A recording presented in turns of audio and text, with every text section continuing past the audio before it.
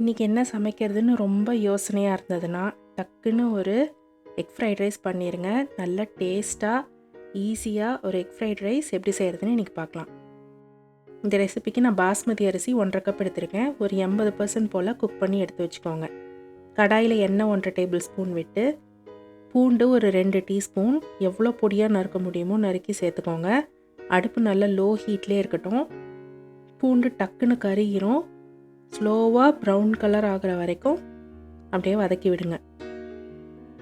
Carrot ஒரு 1/2 cup நல்லா பொடி பொடியாக நறுக்கி சேர்த்துக்கோங்க. எண்ணெயிலே கொஞ்சம் நேரம் நல்லா ஃப்ரை ஆகட்டும். ஒரு 2 நிமிஷம் போல் மீடியம் ஹீட்லேயே அப்படியே வதக்கி விடுங்க. இப்போ முட்டை சேர்த்துக்கலாம். நான் இன்றைக்கி 3 முட்டை எடுத்துக்கிறேன். நீங்கள் 4-5 முட்டை கூட சேர்த்துக்கலாம்.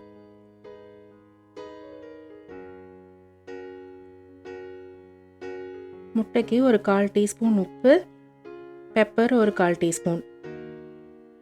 இதை நல்லா பிளெண்ட் பண்ணி விடுங்க. நீங்கள் முட்டையை தனியாக ஃப்ரை பண்ணி சாதத்தோடு சேர்த்துக்கிறத விட இந்த மாதிரி நீங்கள் எக்கை ஃபஸ்ட்டு ஃப்ரை பண்ணிவிட்டு அது கூட சாதத்தை சேர்த்துனா தான் அது ரெண்டும் நல்லா பிளெண்ட் ஆகி டேஸ்ட் ரொம்ப நல்லாயிருக்கும். இல்லைனா ஒன்றோட ஒன்று ஒட்டாமல் தனித்தனியாக இருக்கும்.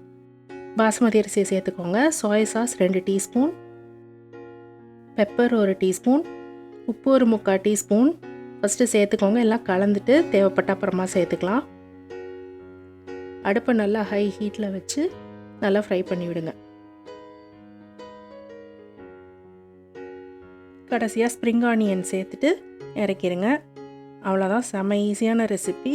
இதை நீங்கள் கண்டிப்பாக செஞ்சு பார்க்கணும். செஞ்சு பார்த்துட்டு எப்படி இருந்ததுன்னு கமெண்ட்டில் சொல்லுங்கள்.